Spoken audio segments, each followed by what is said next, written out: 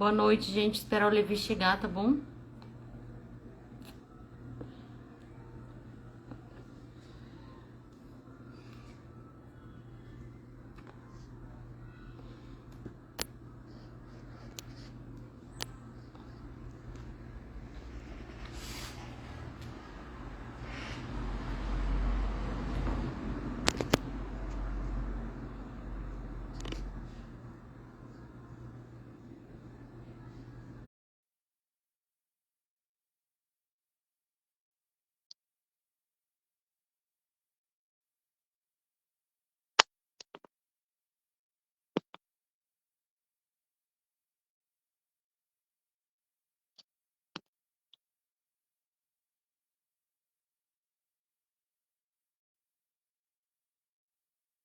Chegou.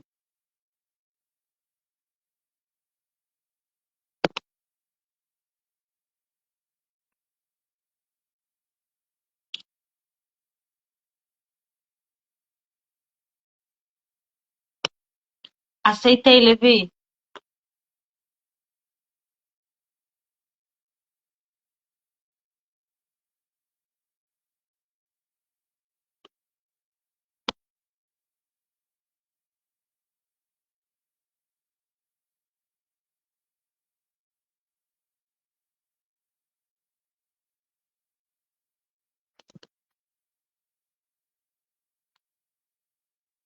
O Guto não tá entrando.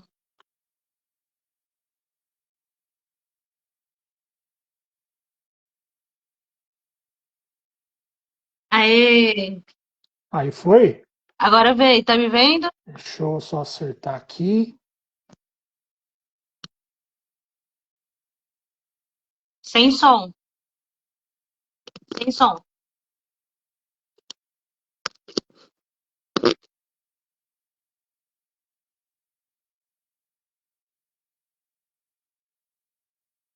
Um som agora? Agora saiu. Ah, beleza. Boa noite, Guto. Boa noite, Lu, tudo bom? Tudo jóia. Muito feliz e muito grata de te ter aqui. Ixi, Tava com fone. Não, tô ouvindo agora. agora Eu foi. tava com fone e não funcionou. Ai, tô muito Ai, contente de ter aqui, já falando para todo mundo que eu falo sempre. Você é de assim, um significado muito importante na minha trajetória. Ter te encontrado no meio da jornada fez uma grande diferença para mim entender Telemann, entender a filosofia, entender o que é o sistema e principalmente ter seriedade nessa jornada tão difícil. eu que agradeço, Lu. Obrigado pela oportunidade. É sempre bom, né?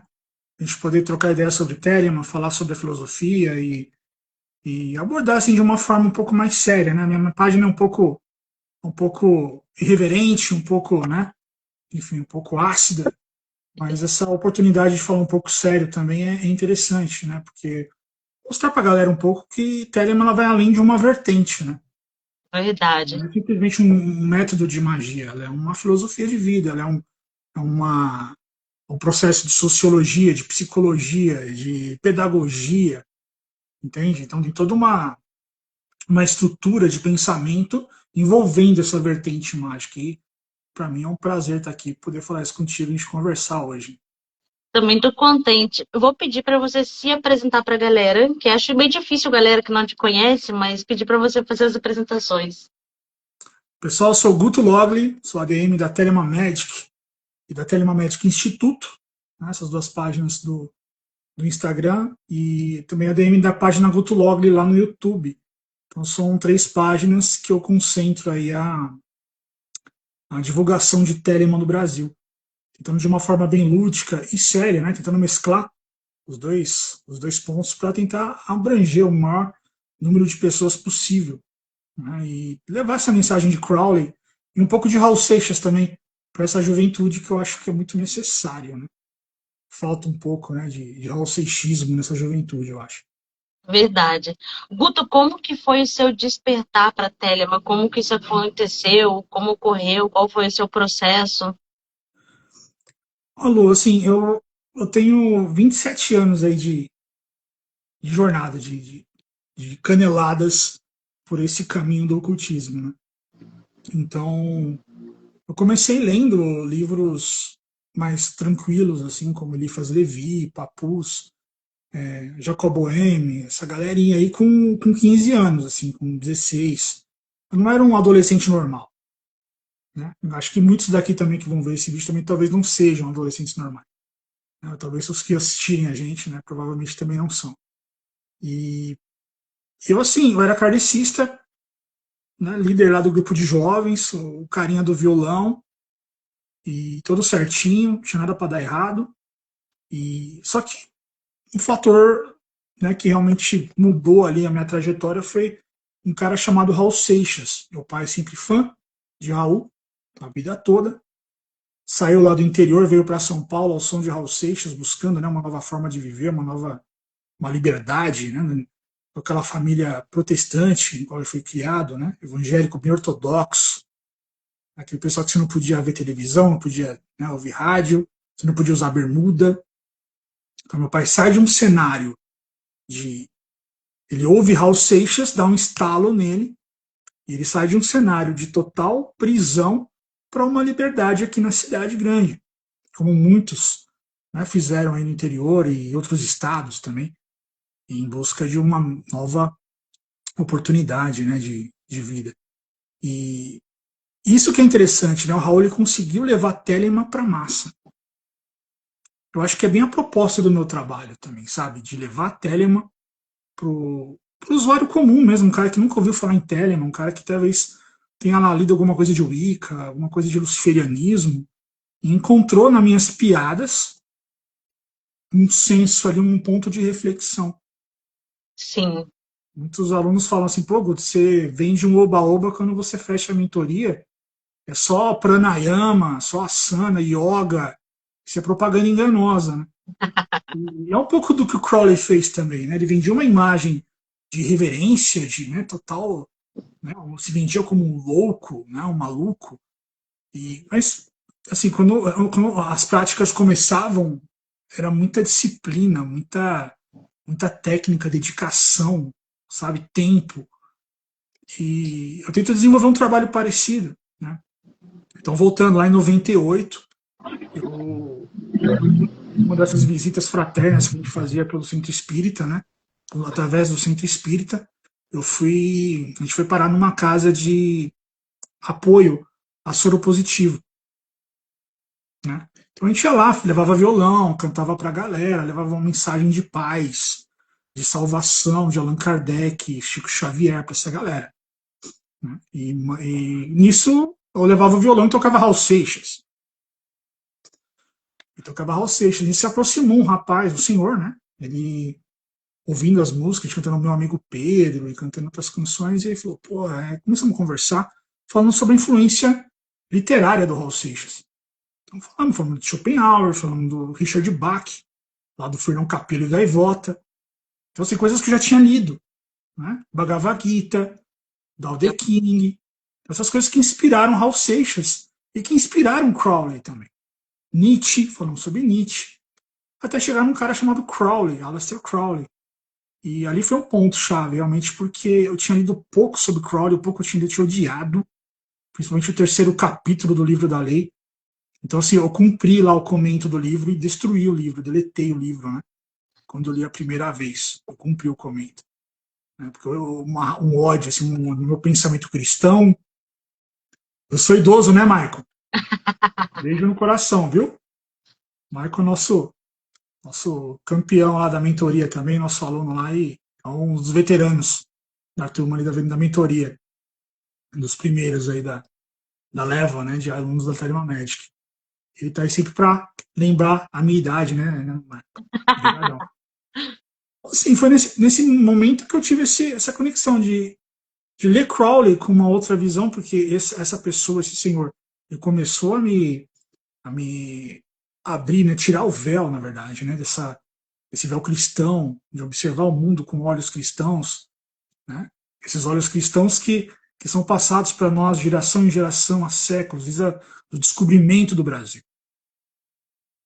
Então ele começou a tirar essas fatias, esses véus, para que eu pudesse enxergar essa irreverência do Crowley e entender o pensamento que o Crowley quis dizer. Né? A grande questão de Ozzy Osbourne, né? o que se passou pela cabeça do Mr. Charming, né? De Aleister Crowley.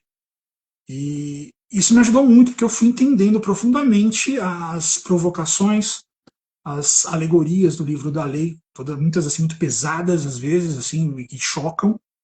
E em 98 eu comecei realmente onde a coisa começou a desandar, né? Onde a maionese desandou totalmente. Eu me vejo telemita desde então, tá? Eu posso ser um telemita antes disso? Posso ter sido. Tá? Eu me lembro, assim, com 7 anos, olhando para o céu noturno, ouvindo Raul Seixas cantando no It. Se isso não for um ritual telêmico, para mim, eu não sei o que é. Mas o prenúncio do que eu iria ser um dia, né? Dentro de Telema. Mas talvez eu já tenha nascido, né, com essa mensagem embutida para me despertar ao longo da vida, né? Isso me chama muita atenção que Crowley chega a escrever no diário dele ainda muito cedo, né? Essa questão da vontade, da liberdade. Isso já vinha latente, e assim como você, ele também era de uma família cristã. Sim, a minha família sempre foi liberal. A minha família, né, meus pais, assim, sempre tiveram um pensamento de liberdade, tá? Então, assim, nunca, ó, Guto, não lê isso, Guto, não aprenda isso, Guto, isso é do diabo. Não. Meu pai e minha mãe sempre foram pessoas que, pelo contrário, eles começaram a, a bater de frente, né, com os ideais cristãos desde criança. Então, por exemplo, meu pai não podia nem usar bermuda num calor lá de 45 graus lá de Pacaembu, Dracena, lá no interior de São Paulo, divisa com Mato Grosso. Você imagina o calor que é aquele lugar. O cara não poder usar uma bermuda. Isso é tortura. Verdade. Lá não venta, cara. Você não poder usar uma bermuda. Então, assim, essa era a vida dele lá. Ele foi o cara que peitou a família e falou: não, eu vou embora. Eu vou embora. Né? Se divorciou na época da primeira esposa dele, numa época que você não podia se divorciar. Né? Isso não é o pecado, né? Então, assim, ele foi um dos primeiros, assim, né, transgressores, né, daquela legião hippie, né, daquela contracultura hippie que tinha Uhum. ali, e meu pai, você vê fotos dele da época, assim, era um hiporonga, né? Calça boca de sino, né, aquela luzinha de crochê, não sei o que, cabelinho aqui. Então, meu pai era bem um típico hiporonga. E minha Legal. mãe aqui em São Paulo também brigando, porque a família também era cristã ortodoxa, era evangélicos, né? Não podia ter televisão, não podia ouvir rádio, e minha mãe era obrigada a ter um cabelo enorme. Um cabelo assim que assim, hoje minha mãe ela não suporta se imaginar com um cabelo grande. Porque aquilo assim incomodava ela no calor, e ela não podia cortar, e aquela coisa toda. E hoje, para ela, é uma postura de enfrentamento. Sim, verdade. Hoje o cabelo curto da minha mãe, das minhas tias todas, eu todas com cabelo curto hoje, que eram obrigadas a ter cabelão. E assim, isso para elas é um enfrentamento, é um símbolo do poder delas, né? Da ousadia dela, ousar, né? A ousadia delas ante ao cristianismo. Olha que, né, como fica na Profundo, né? cabeça da pessoa. Então, eu sou de uma família onde eu tenho dois libertários, assim, duas mentes, sabe, para frente. Então, eu nunca fui proibido de ler nada. Legal. Eu podia aparecer com o livro de São Cipriano em casa, assim, não dava nada. Então, assim, então foi bem tranquilo para mim. Então, eles abriram quebraram esse mato para mim. Né? Então, eu sou Legal. muito grato. Acho que, assim, muito do que eu sou hoje, né, sem querer ser filhinho de papai, mas, assim, são dois papais rebeldes. Então, eu acho que, né, enfim, por ser rebelde, eu acho que eu não contrariei muito eles também. Isso é muito interessante, que eu fui uma adolescente muito rebelde, só que o meu pai também era completamente igual o seu, assim, libertário, mas nível extremista, sabe? O pai liberava o extremismo, era vida louquíssima. Minha mãe já fazia aquele papel conservador, sem ser tanto também, e ele na adolescência, quando eu peguei aquele, uau, quero viver, foi um choque, tipo, a ovelha negra da família. Ainda hoje, né? Mas enfim. Eu, assim, eu não sei se eu disfarcei bem, Lu, mas, assim, eu sempre fui o queridinho da vovó. Minha avó é evangélica, foi, né? Minha avó faleceu no ano passado. E ela sempre foi ano passado que ela faleceu. Não foi esse ano, perdão. Esse ano foi tenso, cara. Mas assim, ela uma evangélica muito ortodoxa. Então, mas eu nunca vendi essa rebeldia para ela. Então, assim, eu era o neto preferido. Então, muitos dos netos ali que eram certinhos e tal, assim, ela escrachava. Só porque eu via rock, só porque não sei o quê. Eu não, eu sempre fui roqueiro, Raul Seixista, o mais maluco da família. E ela, assim, pô, fazia sagu pra mim, cara, tipo, me mimava. Então, os meus primos me Legal. odiavam, por isso que eu falava, você é falso, né, cara? Você não se mostra, por isso que você não, né, não implica com ela. Não, cara, mas é assim, eu sabia lidar, eu sempre soube lidar muito com as situações e me enturmar muito bem entre as pessoas, assim. Então, eu nunca tive, por mais que a minha rebeldia, ela tá muito no meu pensamento, naquilo que eu falo, e na forma com que eu ajo, mas ela não é uma rebeldia de pura provocação, assim, só para provocar ou para chocar, Sim, né? sim. Tudo bem, aqui na página, ok, vocês me conhecem como, né, o tesouro da vovó. O Maicon tá impossível hoje, viu, Maicon? O Maicon tá impossível. Levi, Mas é mais ou menos. partindo para a representação de Crowley como a liberdade, que é assim, um dos assuntos mais polêmicos, né? Ah, ele era rebelde, ele era isso. Como que você interpreta ele desde ali, da infância dele, adolescência, vida adulta, até a Golden Dawn? Olha, eu vejo assim, quando eu li a biografia de Crowley, eu vi muito dos meus pais ali. Eu vi muito dos meus pais, porque assim, eu já havia passado por isso, eles me contavam assim, as barbaridades que assim, meus avós faziam com eles, e né? Pô, uma simples aqui, cara. Se minha mãe ganhar na escola uma lembrancinha de Natal, minha avó, assim, jogar fora, queimar, porque era do demônio. Natal é uma cerimônia demoníaca. Olha a cabeça, né? De uma criança que nasce nesse meio. O Crowley não foi diferente disso. Né? O Crowley ele teve uma opressão muito parecida. Então, por eu ser já acostumado nesse processo, né, de ver assim minha família como eles contavam, algumas primas minhas também que tiveram essa infância, né, dentro do cristianismo ortodoxo, porque eu falo para vocês, galera, do cristianismo, né, hoje é maravilha, hoje a galerinha tem televisão, a Assembleia de Deus assiste televisão, né, a congregação assiste televisão, mas meus queridos na época, na década de 70 e 80, era um inferno. Eles abriram isso agora para não perder fiel. Eles Total. abriram agora a televisão, rede social. Se hoje você tem Instagram, é porque você fala, opa, se não liberar, a gente vai perder. Entendeu? Foi mais ou menos isso que aconteceu. Então, a gente acompanhou esse processo, a evolução, né, do cristianismo também, esse processo, né? Então, assim, vendo assim, a história dos meus pais, das minhas primas tal, e a do Crowley, é muito parecido. Então, assim, essa prisão moldou a mente dele. O Crowley é um cara estudado, um cara que escrevia muito bem, era um poeta. Então, ele tinha a questão da sexualidade dele também, que já era uma coisa que na época era bombástica. Ele foi expulso da escola pela questão da sexualidade dele, né? Ele se assumiu bissexual na época em que Oscar Wilde foi preso por sodomia. Sodomia era o crime, né, que a sociedade na época condenava ao homossexual. Sim. Entende? Então, assim, eram visões de transgressão, né, de um questionamento perante a um status quo que é opressor e ainda é hoje, não mudou muita coisa, né? E isso me chamou muita atenção. Eu tive uma afinidade muito grande com esse pensamento dele.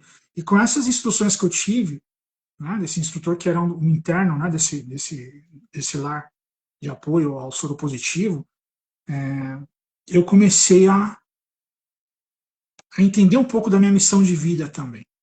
Legal. Né, e passar essa liberdade para o meu seguidor também, de uma certa forma. Estou respondendo o pessoal. Desculpa pelo barulho, tá? Que aqui são Imagina, fortes emoções. tranquilo. Crowley também foi um exímio jogador de xadrez, né, o Levi? Sim. O Crowley, ele foi um jogador de xadrez, ele foi um alpinista exímio também. Então, todo o estímulo, né, intelectual que ele podia absorver nessa juventude dele, ele absorveu. Né? É engraçado assim, que o xadrez ele te auxilia no foco. Então, ele é um método de meditação também. Ah, poucos entendem, né, esse processo, né? E o fato de você antever o seu adversário, isso é um tanto oracular. Então você trabalha dois pontos aí, né? O foco e a oracularidade, né? De antever o movimento do seu adversário. E o alpinismo, ele tinha muito do controle da sua sombra, porque é um momento em que você está sozinho, todas as suas necessidades biológicas, elas vão ao extremo, todas. E é lá que você encontra, né, nesse momento de saciedade, de não saciedade, né, de insaciedade, você encontra a sua sombra e você tem que lidar com ela. Então Crowley era mestre nisso, né? Ou então ele incorporava a própria sombra dele, como na biografia dele, era muito frisado isso, né? O Crowley, ele foi muito odiado enquanto alpinista. E caramba.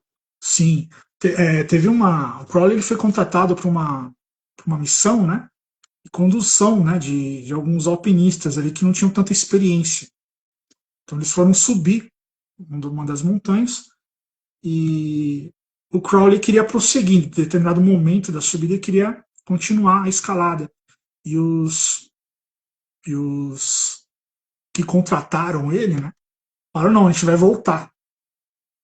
Ele falou, não, não é para voltar. A gente vai seguir, eu sou o instrutor, eu sou o chefe da missão e vocês não vão voltar. Pois eles teimaram, voltaram com alguns carregadores também, que os contratados, né, para carregar lá a carga, voltaram. Isso deu uma avalanche na estação abaixo que estava o Crowley. O Crowley não moveu uma palha para ajudar os caras. Ele ouviu os gritos, ele ouviu os pedidos de socorro e simplesmente não quiseram me ouvir. Agora eles vão sofrer as consequências. E morreu gente nessa avalanche. Então, o Crowley, assim, ele tinha uma face cruel, uma faceta cruel, né? Tinha. Muito grande, assim. Então, são histórias da biografia dele que Crowley não era uma candura, né? Né? Um docinho de morango, um morango do amor, não era. Crowley está muito longe disso. Né? Mas Costumo muito brincar aqui em casa que ele foi assim um grande marqueteiro à frente da sua época, né? Tudo ele usava em favor próprio, conseguia extrair algo dali, assim, ele não deixava, por exemplo, as manchetes estragar o caminho dele, a jornada dele, ele transformava aquilo, você é a besta, sou, você é tal coisa, sou, e transformava aquilo em algo útil. sim, o Crowley ele sabia usar, né? Ele sabia usar a imprensa marrom a favor dele, né? Então, como eu faço hoje também, né, com os memes, eu gosto da repercussão negativa, né, também. Eu tenho essa... Porque engaja, né? Quando você tem a repercussão negativa, na época não tinha Instagram. Né? Sim, sim. O Crowley fazia isso numa época em que o que a imprensa falava era verdade. E nem tudo era verdade. Nem tudo era verdade. Então ele sabia usar esse processo. Eu acho que ele é um cara que sabia tirar uma foto como ninguém. Ele era feio, careca, né, zoado, mas pô, ele tirava umas fotos fantásticas, assim, cara. Eu imito ele tirando foto. Fácil. Então ele sabia vender a ideia dele, a imagem dele, né? E mesmo numa adversidade, isso que é interessante, né? Sendo pichado, ele estava ali vendendo o peixe dele, cara. E isso ajudou a eternizar ele, de uma certa forma. Porque se a contracultura hippie não comprasse essa ideia dele, né? Hoje não estaria aqui falando sobre Crowley. É verdade. Tem alguém comentando, parecia que ele tinha medo da câmera. Ai, gente, eu tenho fotos ótimas impressas. Olha, o Crowley, cara, acho que não. Nossa, o Crowley não podia ver uma câmera. Olha, o Liberé, por exemplo, que as asanas pelado com um avental maçônico. Pô, eu só não faço porque eu não tenho coragem. Eu não tenho coragem. Tem vergonha também. Olivia, como que você interpreta essa chegada dele na Golden Dawn e essa ascensão dele que foi muito rápida também, principalmente naquela época? Lu, assim, o Crowley, ele já era um estudioso, né, muito voraz, né, principalmente de filosofia e filosofia oriental. Então, ele gostava muito de yoga também e do I Ching. Ele já Sim, tinha conhecido o Dao De King antes já praticava o Xing. Ele já tinha um pouco de esoterismo ali carregado. A Golden Dawn, ela partiu assim para elevar ele para um outro status. Ali ele pôde conhecer realmente, através da amizade com Samuel Liddell McGregor Mathers, né? Que realmente comprou a ideia do Crowley, que, né, enfim, não vou te aceitar aqui e tudo mais, e vou te ensinar, né, os paranauês da Golden Dawn.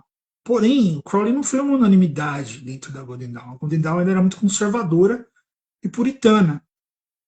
Sim. Então, o Crowley ele foi perseguido, de uma certa forma, por esses irmãos mais conservadores, né? A Golden Dawn ela vem de uma variação ali da Rosa Cruz Antiqua, esse conhecimento da Rosa Cruz Antiqua, não a Mork, tá, gente? Não, a Mork é dos anos 70, é outra pegada. Estou falando da Rosa Cruz Antiqua e trazia, né, um repertório muito cristianizado, de uma certa forma.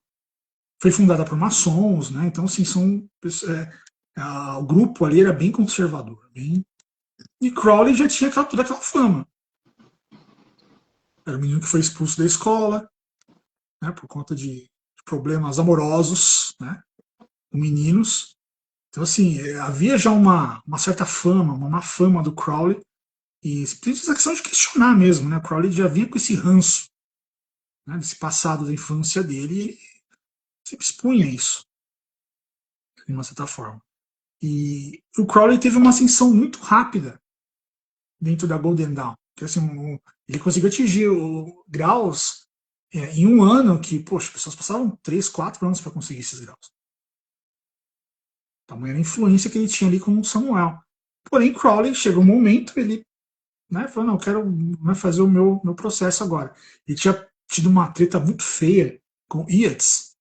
Também ele era um grande poeta, um grande escritor. E acho que o Yeats chegou até a empurrar ele da escada na briga. Foi partido pro tapa mesmo, foi feio. Né? Então o Crowley falou, quer saber, eu vou montar a minha. Vou sair revelando tudo. Então, assim, o Crowley, talvez se não fosse o Crowley, não conheceríamos ritual do pentagrama, ritual do hexagrama, tudo Sim. que, né, essa herança da Golden Dawn, que estava tudo cifrado na época, né? Então, Crowley, assim, ele participou de várias traduções. Ele foi um dos primeiros a traduzir a Ars Goetia, o Le Megaton. Tá? Então, o Samuel Mathers, ele fazia, né, essas traduções, ele tinha esse perfil e designou que Crowley fizesse algumas outras. E o Crowley, assim, ele deixou, por exemplo, o pensamento dele sobre a Goetia é muito diferente do que a gente vê aí hoje. Muito, muito, Muito muito. diferente. Então isso é muito claro. Então, às vezes eu passo para a tela e o pessoal fica chocado, né?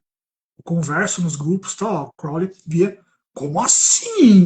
Eu tinha que pegar lá a introdução do livro e jogar. Falar, tá aqui, ó, leia. Então, assim, o meu pensamento referente a Goethe é muito parecido com o do Crowley. Então, Também gosto mais do pensamento do Crowley. sim. E que é o tradicional, né? O pessoal fala salomônico, né? Eu uso muito esse termo. Eu só fui conhecer esse termo na internet. Também. Salomônico, né? Então, assim, para mim é tradicional, né? É a origem. E hoje você tem ressignificações. Nada contra. Nada contra. Cada um faz da forma que faz o que tu queres. Cada um faz o que acha melhor. Mas eu preciso transmitir o tradicional que me foi ensinado e que, né, foi traduzido pelo Crowley. Que é a primeira estrutura ali até, né? Exatamente. Então o Crowley ele teve uma importância dentro da Golden Dawn, né, enquanto ali membro, fundamental. Ele traduziu livros, traduziu rituais, então teve acesso a muito conhecimento profundo ali que ele acabou trazendo para a Magic dele, né? Quando ele cria a Magic, né, aquele Sim. com K no final para distinguir, né, da magia de salão, né? Mas poxa, Guto, o pessoal pergunta hoje, né? O pessoal confundia magia ocultista com magia de salão? Sim, sabe por quê? Porque naquela época, virada do século XX, né, do século XIX para o século XX, era uma febre magia de salão. Então, o mago, né, o cara que ele não se apresentava como ilusionista, ele era um Sim, mago sim. provedor de milagres, com superpoderes. Era isso. Então tinha o fenômeno das mesas girantes, que gerou lá o kardecismo todo na mesma época, no pensamento. Né? Então isso era muito. E era coisa de salão, você via isso em magia de auditório. Né? Então, quem puder assistir aquele filme O Ilusionista, conta muita história daquela época, de como que era o trampo dos caras. Então, o Crowley teve que acrescentar o K no final para distinguir a magia de palco da magia, né, de magia realmente ocultista, né, de um estudo filosófico, de uma vertente de magia. Então, quando o Crowley ele cria a Magic, ele traz elementos da Golden Dawn, da ritualística, da liturgia da Golden Dawn, ressignificados para uma nova era, para um novo Eon. Então ele tira ali o cristianismo, purifica, né, da mente dele, né, de todo o cristianismo, uma nova visão. Então o ritual do pentagrama é diferente, né, o ritual do hexagrama é diferente. Então tem toda né, uma ressignificação. Inclusive o tarô de Tote, depois, né, em 1940, né, o tarô ele é construído de uma forma justamente a tirar todos os elementos cristãos, com exceção da mulher escarlate e da besta. Né, então ele tira todos os conceitos cristãos ali do tarô. O tarô é cheio de elementos cristãos.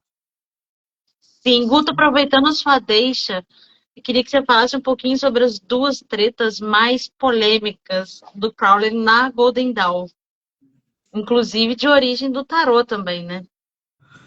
O Crowley, assim, teve a primeira, acho que a treta maior dele era com o Yeats. Teve essa briga que, como a gente comentou, ele foi empurrado da escada. Poção no braço. Né? Tretas do Crowley, por exemplo, ele trai a confiança do Samuel Liddell McGregor Mathers, né? Porque é o cara que confiou no trabalho dele, que fez, né? Enfim, né? Ele entendia Crowley como uma figura proeminente, né? Para a Golden Dawn. E foi a maldição da Golden Dawn, porque quando o Crowley sai, a Golden Dawn vai numa decadência e some. Né? Daí a importância do secretário de Crowley, Israel Regardier. Esse cara, ele perpetua, né? Seguindo o pensamento do Crowley, ele não concordava muito com os excessos do Crowley. Né? Até eu curto muito o Israel Regardier. E os livros dele são incríveis. Assim. Eu acho que eu gosto mais do Israel do que do Crowley. Tá? Então, vou confessar isso para vocês. Mas o Israel Regardier, ele estrutura a Golden Dawn. Até essas Golden Dawns que você vê hoje, por as 27 Golden Dawns que tem diferente uma da outra, é baseado nos escritos do Israel Regardier. Até do neófito até o adepto menor. Entende? Então são pessoas que... Né, o Crowley ele acaba não só destruindo a Golden Dawn, mas indiretamente salvando a Golden Dawn. O conhecimento dela. Senão a gente não estaria falando sobre isso aqui. É verdade. É um paralelo, né? A treta do Crowley com o Tarot, né? Ele tinha também uma treta muito com o White, né? Ele tinha uma treta grande porque o White também não aceitava ele, né? Considerava também um transgressor, considerava ele um fanfarrão e era do time, né, do Yeats, né? E o Crowley assim criticava muito, né? O Rider-Waite. Eu curto esse tarô. Eu gosto também. Eu curto muito, assim. Eu acho ele muito intuitivo. Ele facilita, né, você decorar os arcanos menores, que é uma coisa de... O Marcelo é impossível, né, para quem tem TDAH igual eu, esquece. Não gosto também de forma alguma. Né? E o tarot de Crowley, ele, ele te ajuda a memorizar, mas não de forma tão intuitiva como o do Rider-Waite. Sim. Né? O Crowley, ele transforma essas cartas ali em sigilos. Então fica muito parecido com pentáculos, assim, coisas mais, né? Eu falo que o tarot de Tote é um grimório moderno, um grimório de magia moderna. Total. Tal. E o Rider-Waite não, ele já é uma coisa que a carta conta uma história para você. E o White também era muito tradicionalista, né? Ele era muito assim, Mas, fiel àqueles princípios. Acredito que ele via o Crowley mais como uma afronta, talvez até a ele mesmo. sim. Mas é difícil, né, pro pessoal que é mais conservador lidar com o contraditório. Não é tão fácil. Né? Então sempre tentam combater isso como um mal a ser combatido e não ser interpretado ou debatido. Uma dificuldade que eu tenho hoje, né, na minha página. É difícil, né, o pessoal entender o contraditório ou entender que de repente quando eu faço uma piada com Cristo, eu não tô desrespeitando Yeshua. Estou desrespeitando uma corrente de pensamento romana criada para obter controle por Constantino, cheia de inconsistências e contradições, Totalmente política, totalmente política, visada simplesmente para obter controle. E, assim, com sucesso. Ao controle que eles obtêm hoje. massivo. O controle que nós temos hoje. Nós temos pensamentos cristãos, Lu. Há telemitas com pensamentos cristãos. O pessoal Tem. da OPO, né, assim, não tem Cristo, não tem nada, mas assim, tem hóstia, tem o sacramento, é quase uma missa, tem a roupa do padre igualzinha. Assim, eles saíram do cristianismo, mas a liturgia cristã continua neles. E fica Nada contra. enraizado, né? Até na conduta, às vezes. Fica. Então, assim, nada contra, tá? Assim, são pensamentos. Tá? Cada um faz o que quiser, conduz a ritualística da forma que quiser. Não tem problema nenhum. Né? Mas isso é fatalmente uma herança do cristianismo. Isso não dá para negar. Sim. É inegável isso.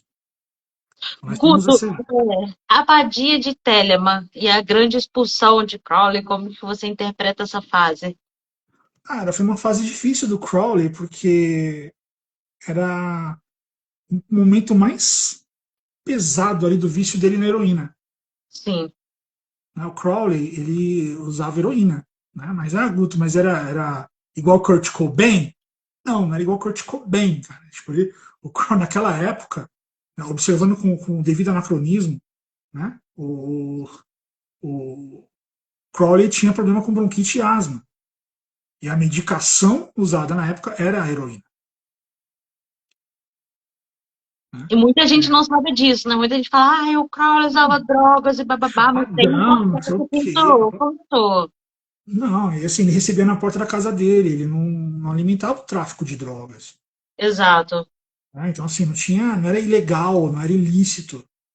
Isso é importante deixar claro. Então, assim, ele usava os efeitos de uma medicação receitada pelo médico dele para obter, né, para obter assim, a gnose em cima daquela substância. Então, porém, a heroína ela derrete o cérebro. A própria Rita Lee fala isso. A Sim, Rita sim. Lee falou numa entrevista, falou assim, cara, a heroína, assim, eu nunca usei porque as pessoas que estavam perto de mim usavam, assim, o cérebro derretia. Aí você imagina, Lu, Crowley, anos de uso de heroína, a quantidade de tempo que ele viveu, né? E, Viveu se eu não me 70 engano, anos. ele foi até bem perto do fim da vida usando, não foi, Guto? E produzindo obras maravilhosas. Sim, de conhecimentos profundos. Quando muitos não passaram dos 27. Você entende? Então, assim, o Crowley, por mais que ele fosse. Né, ele tinha um biotipo muito forte. Né? Eu mesmo acho que não duraria uma semana usando heroína. Não tenho Também. saúde para isso. Não tenho saúde. Entende? Então, assim, o pessoal julga muito, né? Ele dá a martelada, né? Dá a sentença e não entende o que se passou ali. Mas a abadia de Telema, é interessante frisar também que ela é uma herança de Rabelais. Né? Então, na obra dele, Garganta e Pantagruel, que é lá bem anterior a Crowley, lá 1800 e bolinha, ele. Eu acho que é essa a idade, tá? Eu posso estar enganado, vocês me corrijam aí. Então, muitos séculos antes de Crowley, né, existe um escritor chamado Rabelais, onde nessa obra, Gargantua e Pantagruel, ele idealizava uma igreja, uma abadia, chamada Abadia de Telema, cuja lei, vejam só, vocês, era faze o que tu queres. Então, Crowley foi muito influenciado por Rabelais. Obrigadão, JF Anchieta. Obrigadão, irmão. Obrigado. Então, assim, ele foi influenciado diretamente por Rabelais. Então, foi uma. Então, ele montou lá em Cefalù, na Itália. Crowley foi para o berço de Mussolini, em pleno fascismo, louco. A heroína estava pesada nele. Foi no meio do terror ali, do fascismo ali, italiano.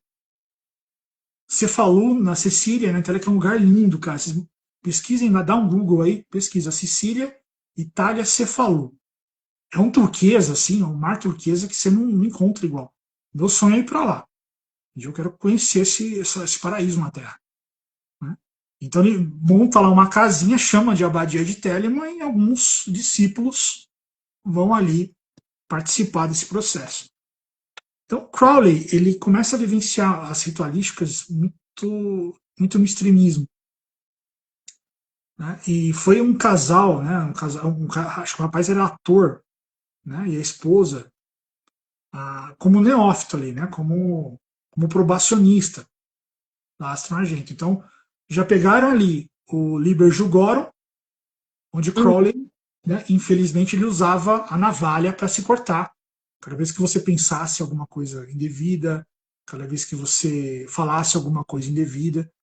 E hoje nós não usamos navalha, nós usamos o que? Um elástico, um beliscão. Né? O Paulo Coelho copiou esse livro lá no Diário de um Mago, né? Copiou Liber Jugorum. Então, só que lá eles usavam a navalha. Então, a galera com o braço tudo cheio de corte lá, tava um negócio assim, pesado, igual o Felipe tá falando. E isso assim chocou a galera. Aí o Crowley resolve matar um gato também, um negócio que aí problema lá também, que a galera também não tinha saneamento básico. Então esse ator ele morre de cólera, pega cólera e morre. Aí a esposa fica louca, né, fica com raiva e dispara para a imprensa tudo que aconteceu lá dentro. Caramba. E foi na abadia que Crowley perde uma filha também, não é? Ele perdeu em Boleskine.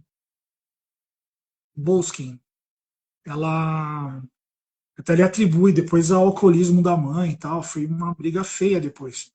Mas foi em Boleskine, né, que teve esse falecimento também, que mexeu muito com a cabeça dele também. Né? Ele estava no meio da briga com a Golden Dawn na época. Foi bem na separação, ele estava numa guerra mágica, ali um mandando maldição pro outro ali, cachorro morrendo, funcionário se matando, incêndio, a Boleskine foi pesada. Né? Mas ali na abadia de Telemann foi onde realmente os excessos ocorreram de forma bem desenfreada. Assim. Então Crowley realmente estava numa vibe bem. E caindo na mão de probacionistas não preparados, que não entenderam né, ou então pegaram essa fase mais, vou dizer, mais extremista do Crowley. Extremismo que eu digo, galera, não é extremismo político, não é extremismo ideológico, é da prática mesmo, sabe? Se cortar, né? Então ele era muito incisivo nisso, né? Os rituais de Crowley eram muito chocantes, assim, então a gente acabou ressignificando muita coisa, porque não tem cabimento você ficar se cortando hoje, cara. Não tem necessidade, né, gente? Faça um pouco mais leves. Inclusive, você já falou isso em live, se eu não me engano, Guto, em post. Assim, tem muitas opções hoje em dia, não precisa ir lá e se navalhar e se bater. Tipo, pega leve, o controle leve. Sim, essa parte como é condução adversativa que chama. É o nome técnico, né? Eu fui saber isso muitos anos depois, assim. Que é a lição pela dor. Sim. Você se belisca, para vez que você tiver um pensamento lá pessimista, você se belisca. Daqui uma semana, cara, por causa da dor, você não vai ter mais pensamento pessimista. Muitas pessoas, sei lá, pô, questão de vício, pessoas usam o Liberjugorum e funcionam. Sabe? Tipo, pessoas que querem realmente, né? Não porque é proibido, não porque a gente não é isso. Né? Faz o que tu queres. Mas tem pessoas que, por questão de saúde, falam, eu quero parar. Só que não consegue. Aí ele usa o Liber 3, né? Velo Jugorum, e conseguem, através dessas técnicas, né, do controle adversativo, através da dor. E muitos psicólogos usam isso, Lu. Existe até uma pulseirinha que dá choque. Eu já vi isso aí no Shopee. Já viu? Então, o pessoal, eu já, inclusive, indiquei para os meus alunos. Né? Porque você vai dar beliscão em si mesmo, você sempre é misericordioso. Né? Então, você dá aquela pegadinha leve, assim. Né? Então, não tá roubando. Então, eu falo, compra a pulseirinha, tal, você coloca e né, você vai Sim, de verdade. sentindo a melhora. Perdão, Lu, desculpa. Falei Não tô junto. dizendo pra sentir de verdade. Sim. Porque a dor ela é um processo, Lu, de iluminação. Sim. O primeiro exercício quando você entra em Telemann é você aprender que a dor te ensina. E pouca gente entende isso, cara. Eu acho que um dos grandes males hoje do ocultismo o ocultista, ele fugir da dor. Eu não estou falando para acessar do masoquista, não é isso. Eu não estou falando de extremismo. Mas entender, assim, as pessoas buscam muito na magia uma forma de fugir da dor, fugir da falta de dinheiro, fugir da doença, fugir Então, como o Raul dizia, eu quero o vinagre e o vinho. Eu quero ter tentação no caminho, pois o homem é o exercício que faz. Olha como o Raul ele entendeu em meses a profundidade de Telemann. É como o Raul entendeu. A dor, Lu, ela transforma. A única coisa que pode transformar a mente de uma pessoa é a dor. O prazer, ele te conecta, mas ele Sim. não te transforma como a dor. Por quê, Couto? Por que você fala isso? Porque o prazer, você tem o que? A dissolução da sua consciência por alguns segundos. Alguns segundos. Agora a dor não, a dor você ela te mantém consciente ali e fala, eu tô aqui. E até você elaborar e resolver, ela vai ficar latente. Ficar lá. E ela vai mostrar para você que você, primeiro, você é humano, coisa que pouco ocultista aceita, a sua condição humana, a sua condição de fragilidade perante o cosmos, o universo, algo que você queira dar. Né? E sim, o prazer é o que a mente quer, a gente busca o prazer e foge da dor. Só que o telemita, ele entende o quê? Que a dor ela é uma ferramenta, né? Ela é uma ferramenta de ensinamento, ela é uma mestra. E eu falo para vocês, galera, se você tem dor em sua vida, interprete ela como um chamado. Eu falo para todo aluno. Tem aluno que vem e fala, eu tô com depressão, chamado. Eu tenho problema de saúde, chamado. Foi comigo no meu processo, Lu. Eu estudei muito, eu sempre fui muito, e eu chegou uma época que eu fiquei muito cuzão, cara. Espero que não caia a live. Eu fiquei muito cuzão. Muito, assim, mas igual nesse nível mesmo que você vê aí na galerinha, sabe? Do oba-oba. Eu fiquei muito cuzão. Muito, muito. Ficou ortodoxa também, Guto? Fiquei ortodoxo, mas assim, eu fiquei chato. Fiquei Também. chato, metido a besta, Até hoje. me achava, assim, mas no sentido assim de me achar superior mesmo, sabe? Sim. E a dor, isso foi em 2015 para 2016, eu conheci a dor de verdade. Dor mesmo. No pain, no gain. É verdade, é uma premissa, né? E a dor profunda, na carne mesmo, dor física, depois a dor psicológica, uma coisa levou a outra, né? E foi difícil lidar, foi bem na época da pandemia depois, então foi esses 5 anos ali quase, né, de dor física, e na pandemia a psicológica veio forte. Ali realmente eu não tive escolha, né?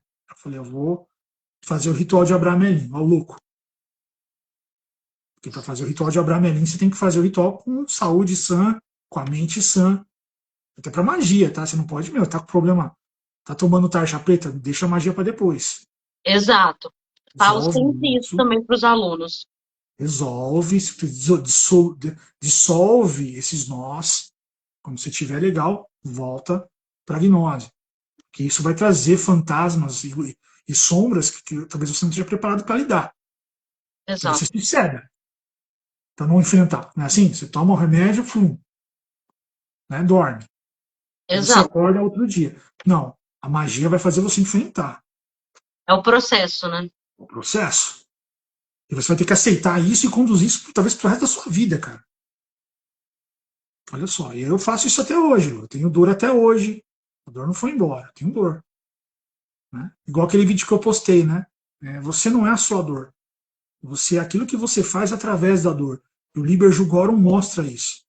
É o primeiro ensinamento de Telemann. Então, ou seja, eu tive que voltar para o começo.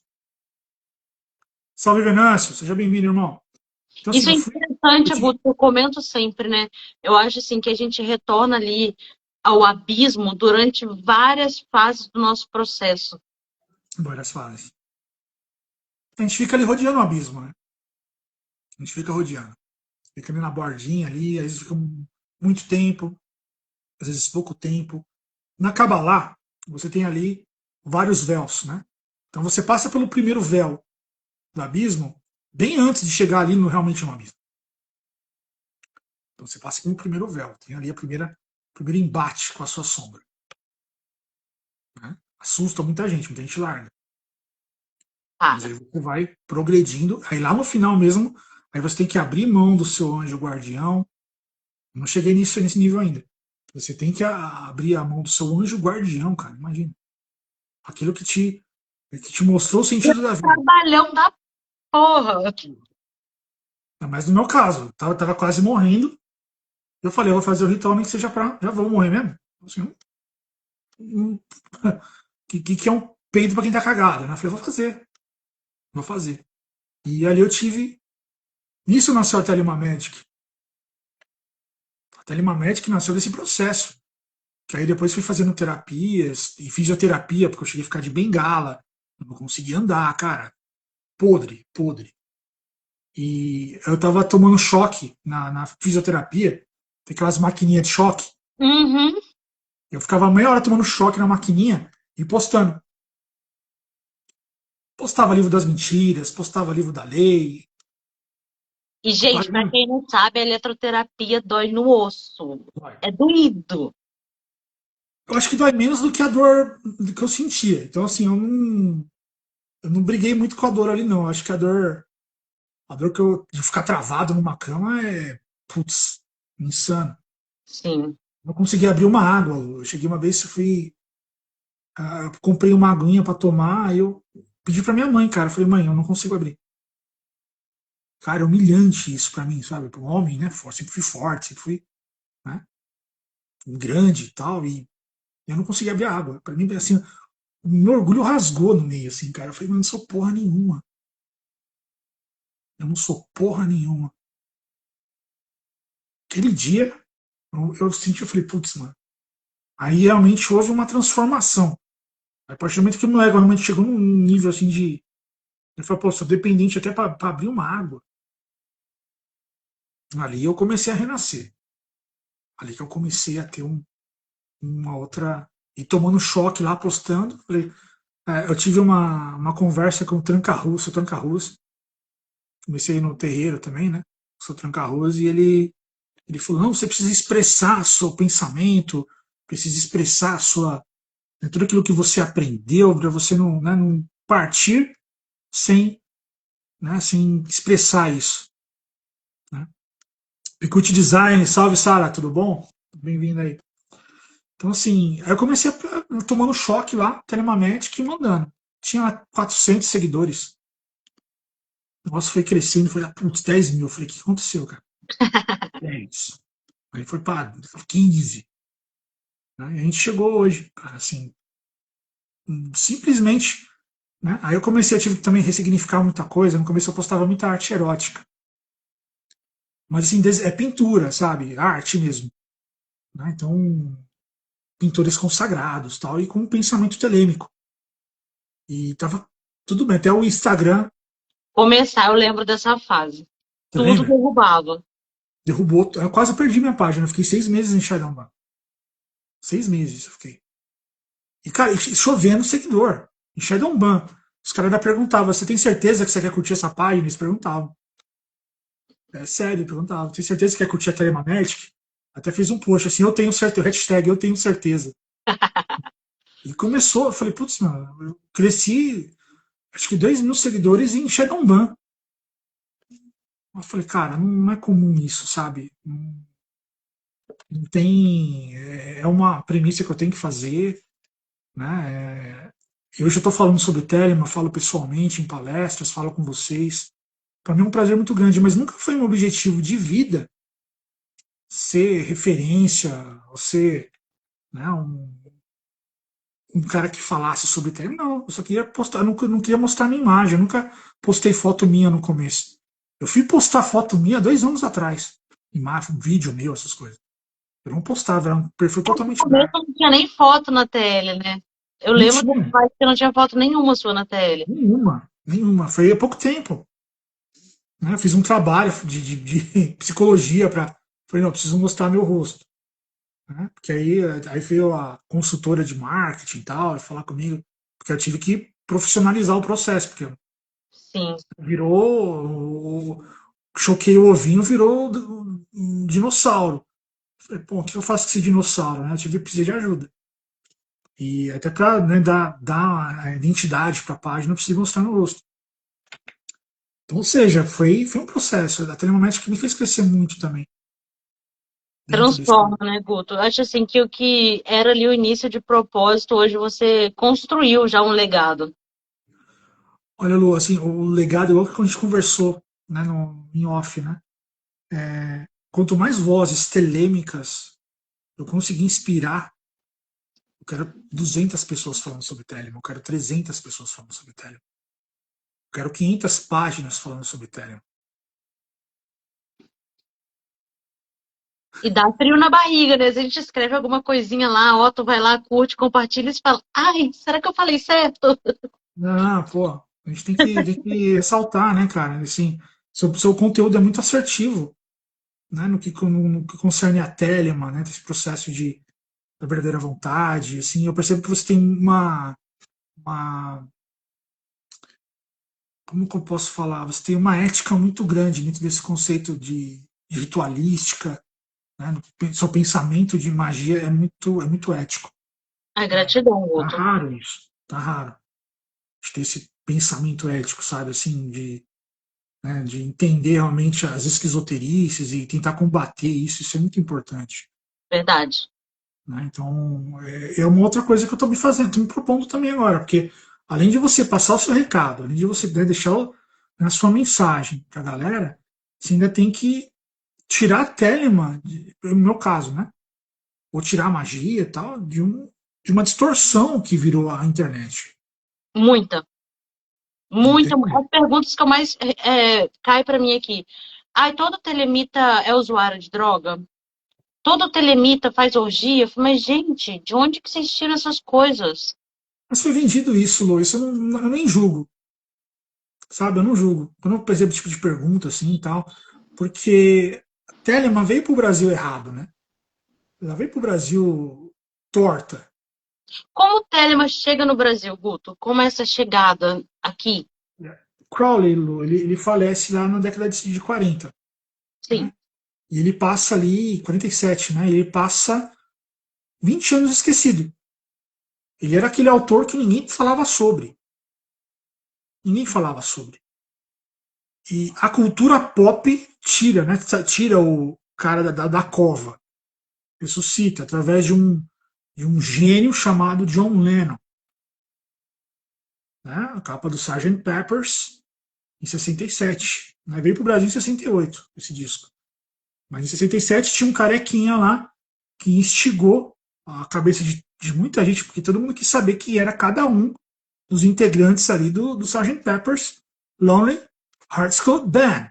Então, assim, ele quis, então, quem é cada um ali? Então foram um por um tentando subir que aí o carequinha lá da esquerda, cara. Quem que era aquele cara? Quem que era aquele cara? Então, a contracultura hippie descobre Crowley.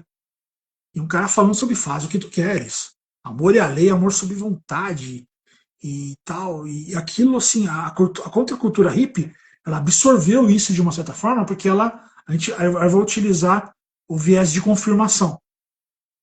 O que é viés de confirmação? É quando você consome o conteúdo, não aprendendo uma coisa nova, mas para confirmar aquilo que você já pensa. Esse é o viés de confirmação. Muitos aqui estão ouvindo a gente agora, não estão aprendendo coisa nova, eles estão apenas o que a gente está falando, eles estão concordando com a gente. Verdade. Inclusive, uma moça escreveu ali em cima no começo, cada novidade sobre o Crowley é uma bomba. Eu Tá bom, senti muito isso também. sempre tem. Salve Jennifer, seja bem-vinda, boa noite. Salve Sara, salve Fernandinho, outro também veterano ali. A Sara, né, o Fernando, os veteranos da mentoria, o pessoal do grupo também da Telemagic. Obrigado pela presença, galera, todo mundo aí. Então, assim, veio para o Brasil de maneira torta. Então, esse viés de confirmação da contracultura hippie, ele, ele traz Telemann com todos esses excessos que o Crowley tinha, então isso é muito enfatizado. Foi muito necessário, porque é uma época que você não podia se divorciar. Você fala, Sim. amor ali é amor sob vontade. Né? É uma época que havia muita homofobia, enfim, década de 60. Né? Então, essa ideia do amor livre, ele foi muito necessário naquela época. Foi muito importante naquela época. Naquela época, hoje em dia, nós já temos uma certa liberdade e entendemos isso também, essa questão do amor, de uma maneira mais espiritualizada. Sim. Foi muito, não foi muito explorado na época, tudo era muito superficial. Então faz o que tu queres, era você rolar na cama, rolar na lama e o Woodstock com 4, 5 pessoas ali ao mesmo tempo, entendeu? Era E tudo isso. muito limitado também, né? A gente comenta sempre muito isso, assim, os livros de ocultismo na época era limitado. Hoje em dia as ordens, você vai lá, participa de uma missa pública, uma missa aberta. Naquela época, para você encontrar um convite de Não. uma ordem, era uma luta. Poucos livros do Crowley eram traduzidos, por exemplo, aqui no Brasil, né? Então, assim, como tomou de assalto a contracultura hippie, né, fez a cabeça de Paulo Coelho. Paulo Coelho, que já era um escritor, ainda que, né, em franca ascensão, mas era um escritor de revista esotérica. Sim. Ele já lia, consumia muito do Crowley. E quando o Raul Seixas procura ele, quando ele leu lá um artigo falando sobre ufologia, tipo, né, ele vai procurar o Paulo Coelho sugere, fala, ó, vamos falar sobre esse cara. Que é realmente um cara que está com uma ideia nova, é um cara da ideia nova, né? É um cara realmente que ele tem uma mensagem muito forte, né, vamos dizer, o Paulo Coelho. E o Raul concorda. Então aí surge realmente Telemann no Brasil. Né? Então Raul Seixas e Paulo Coelho fazendo o trabalho da Sociedade Alternativa. Né? Quem trouxe Telemann para o Brasil foi Marcelo Ramos Mota. Sim. Marcelo Ramos Mota, uma figura bem controversa de Telemann, mas não menos importante. Uma figura importante de Telemann, né? Mas ainda muito Polêmico controversa. também, né? Oi?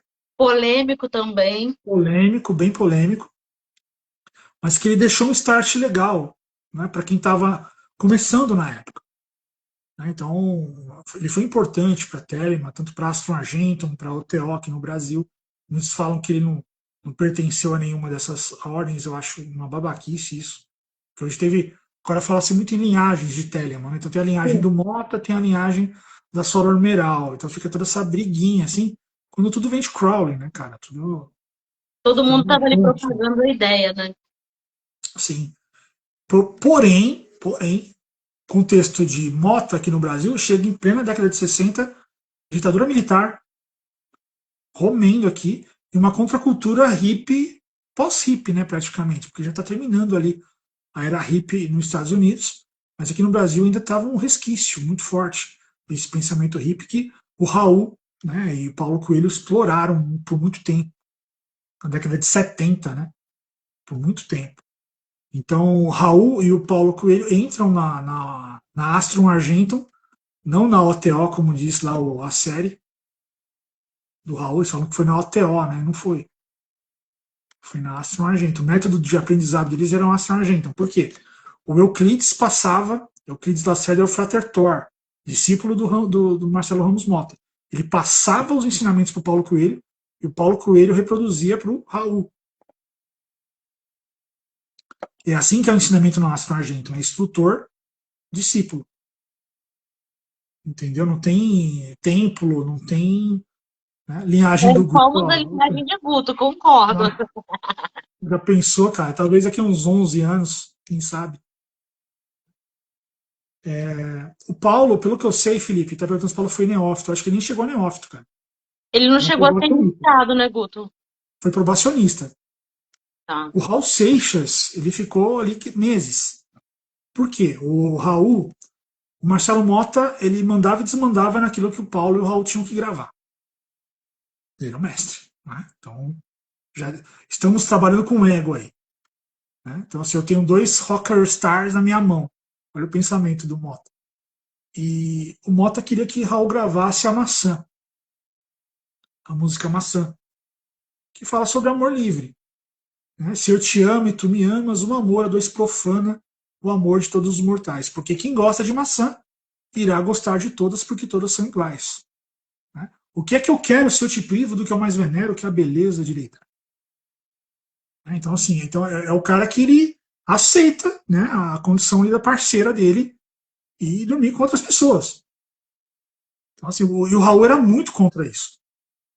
O Raul não aceitava isso. Eu também não aceito isso. saca? Eu também Outro quero ponto ter. importante, que eles acham assim, vocês são telemitas, então todo mundo tem É, relacionamento aberto. Não, gente, não tem não. relacionamento aberto. Amor sobre vontade, cara. Né?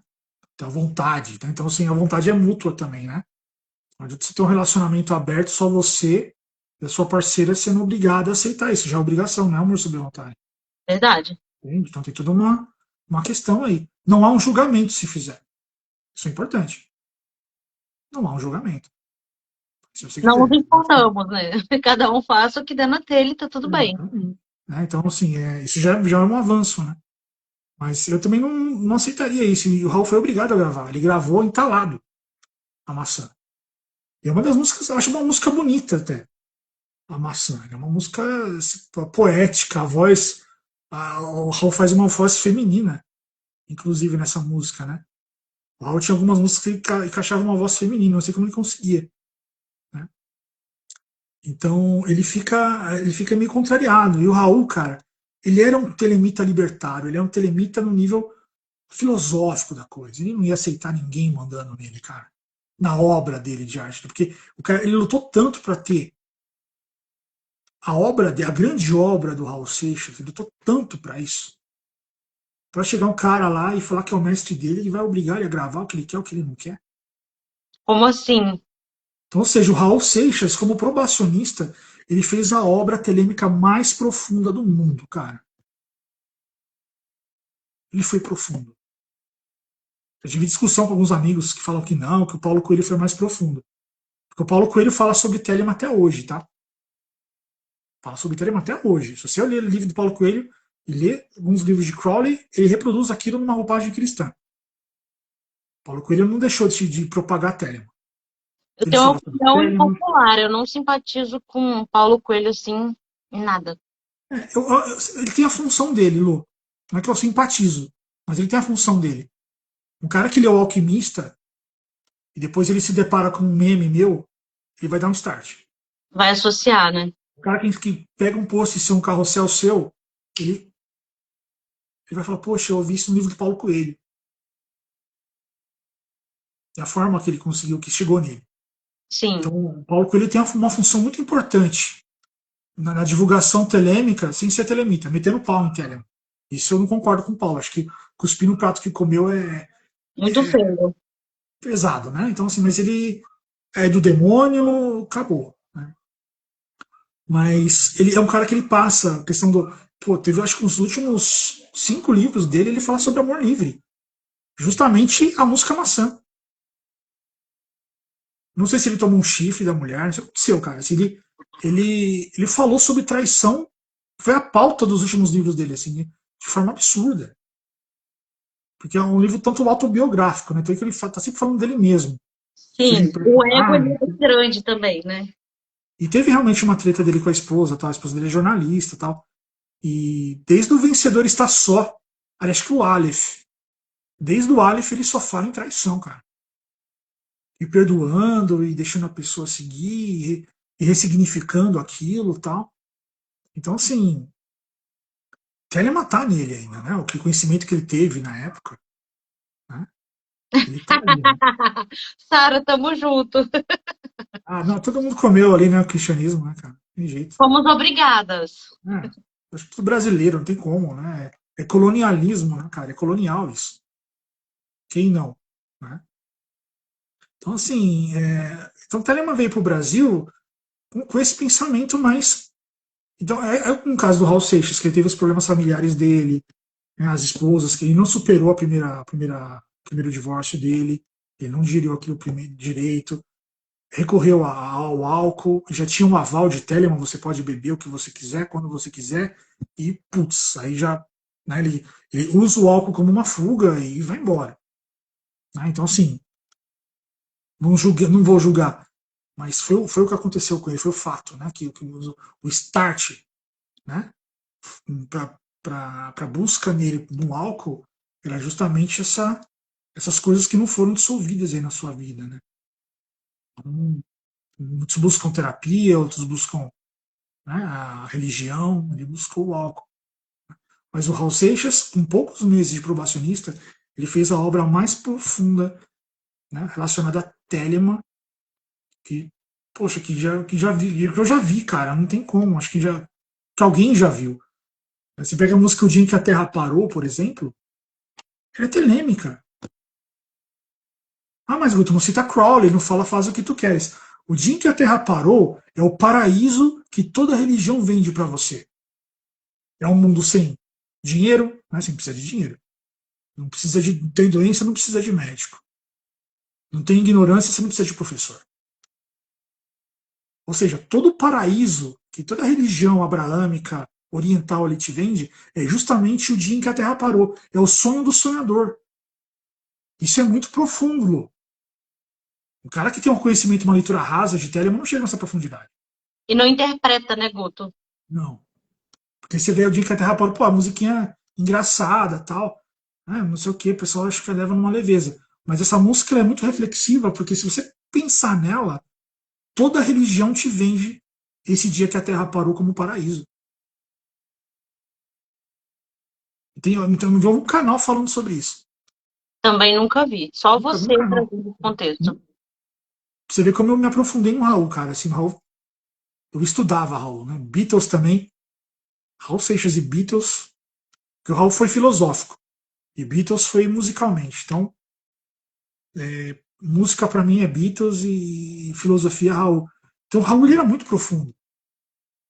Tem a música chamada Sim, que é uma música dele e do Cláudio Roberto. Cláudio Roberto, para mim, é o melhor parceiro do Raul Seixas. É o melhor parceiro do Raul. E o Cláudio Roberto é engraçado. Ele falou assim: Raul, eu não quero falar sobre ocultismo. Eu quero fazer músicas aleatórias. Eu não quero esse papo de ocultismo, para mim é uma porcaria. Não quero saber. Ouve a música Sim. A música se chama Sim. Ouve ela e me fala se essa música ela não é ocultista, telêmica, no nível mais profundo que você possa imaginar. Vou ouvir, não a conheço, vou ouvir. Ouve. O lado B do Raul, assim, é telêmico, é telema para maiores, sabe? A música, o lado B do Raul Seixas, assim, é uma profundidade.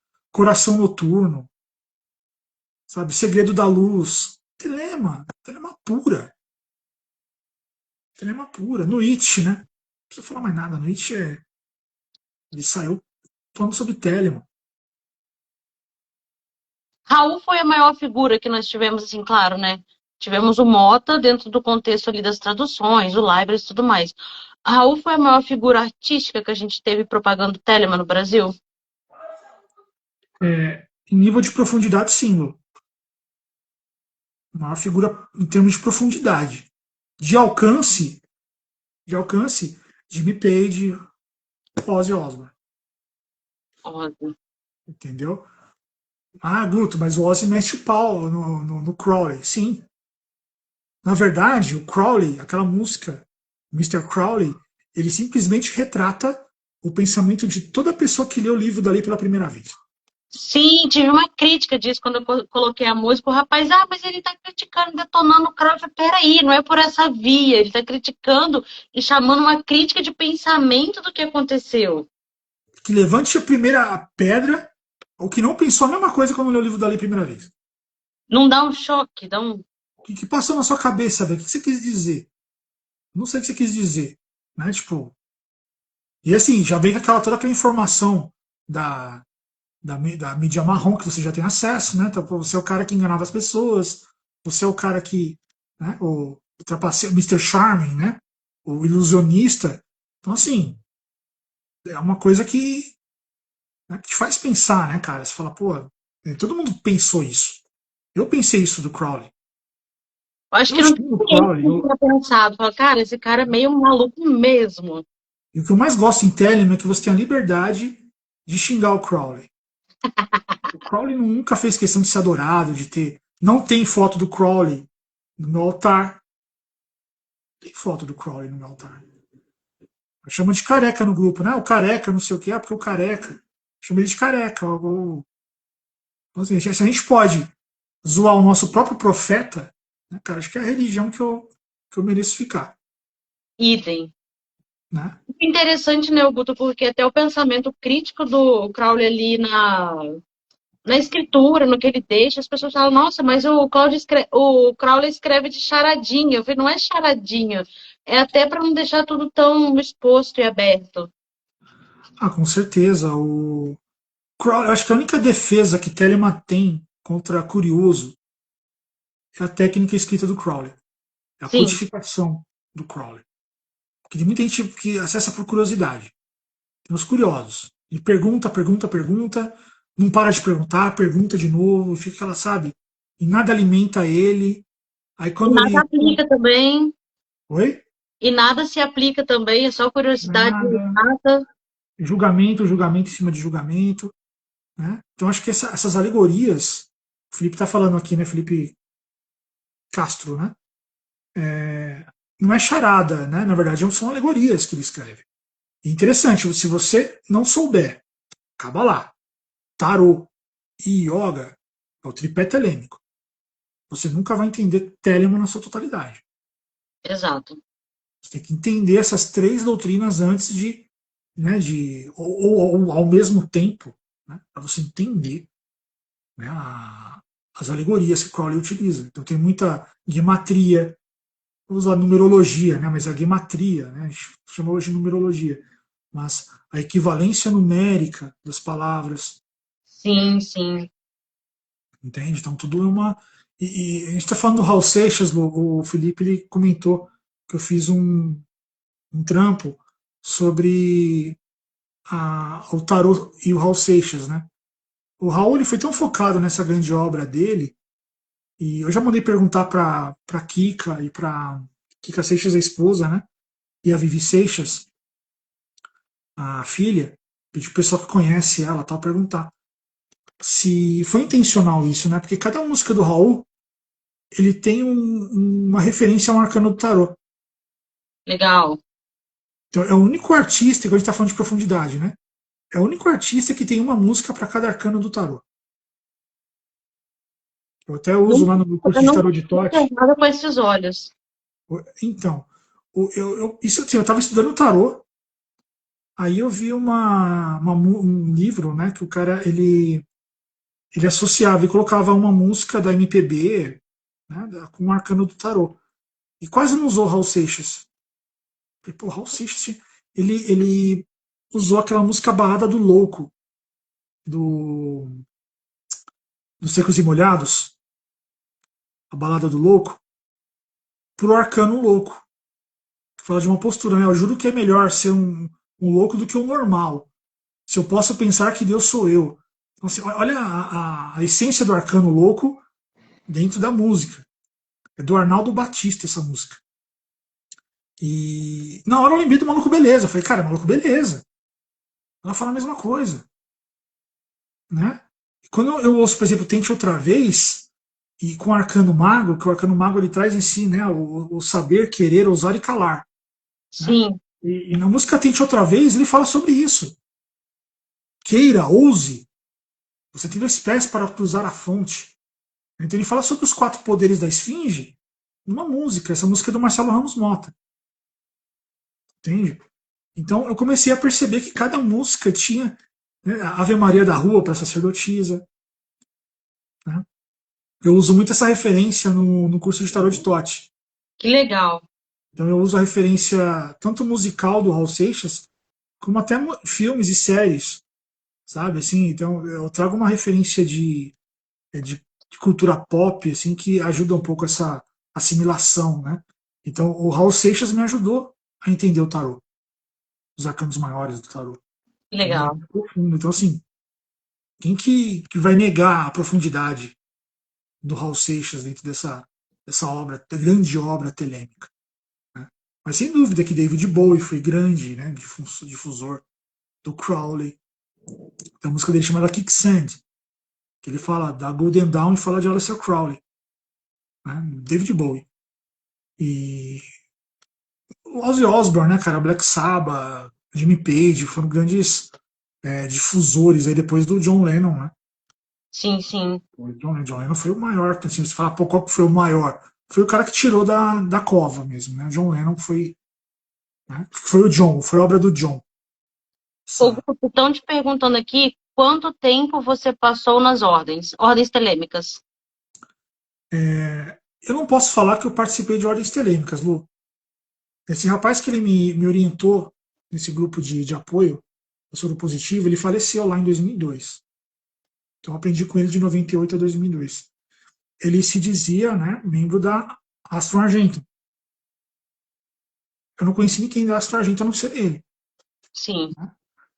Eu conversando com pessoas que são da Astro Argentum, né, conversei inclusive com a Márcia Seabra, quando eu tive a oportunidade de encontrar com ela, perguntei do nome dele se havia alguma referência, né, se eles conheciam tal.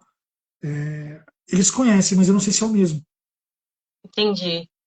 Então, assim, não sei se o que eles conhecem ainda está vivo, como eu faleceu, né? Então, assim, eu não sei se é a mesma pessoa.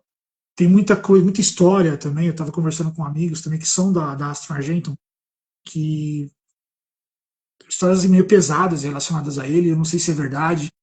Então, eu não posso dizer que eu pertenci a uma ordem telêmica como a Astro Argentum, mas que eu obtive ensinamentos, né, aos moldes da Astro Argentum, eu posso dizer, sem dúvida nenhuma. Sim. E que fez total diferença na minha vida. Isso eu Transformou. tenho como. Guto, o que para você é não, né? Como você explica a verdadeira vontade para quem não entende, quem lê aquele ali, faz o que tu queres, estou com vontade e acabou.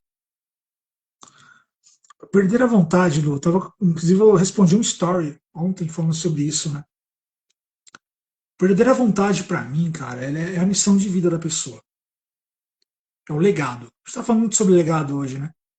E eu entendo que, a verdadeira vontade, você agir pela sua verdadeira vontade, é você realmente agir de acordo com a sua missão de vida.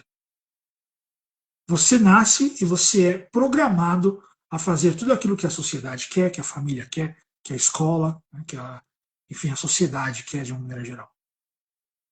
Você tem que se moldar à sociedade, a fazer aquilo que eles acham que você deve fazer. Então você faz um direito, não porque você tem uma boa eloquência, não porque você é um cara que sabe argumentar, que você tem uma, uma habilidade com as palavras e convencer pessoas. Não, o cara faz porque dá dinheiro. Sim. Né? O cara não faz medicina porque ele é fascinado pelo corpo humano, quer entender e quer saber como que funciona cada órgão, quer dissecar um corpo humano, né? Ver o que tem dentro, sabe? Esse tipo de. O médico eu acho meio maluco, mas é a essência do médico, né, cara? Ele não tem. Ele tem que ser um pouco cruel, né? Ele não pode ter muito coração mole. Né?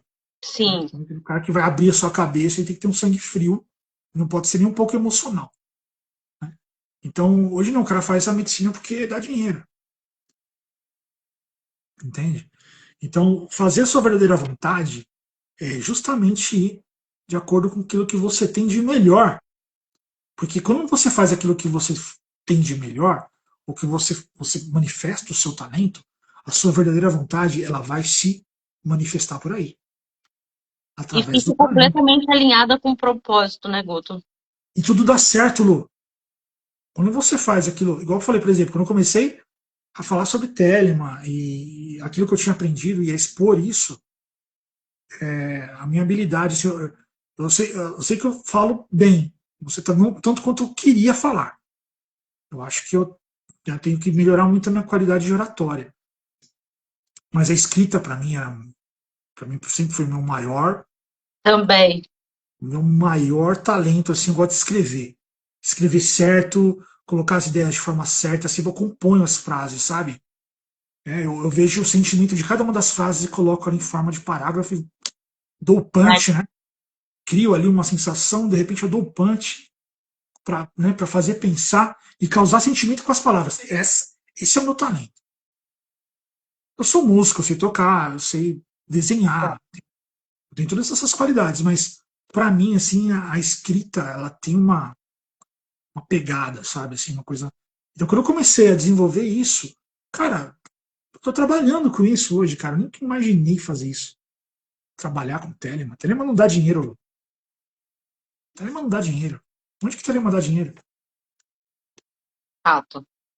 A gente tem né? processos muito parecidos. Eu sempre fui muito assim, mais pela escrita do que para falar. Para mim, tá fazendo as lives do Lume é um grande avanço, porque eu sou completamente travada.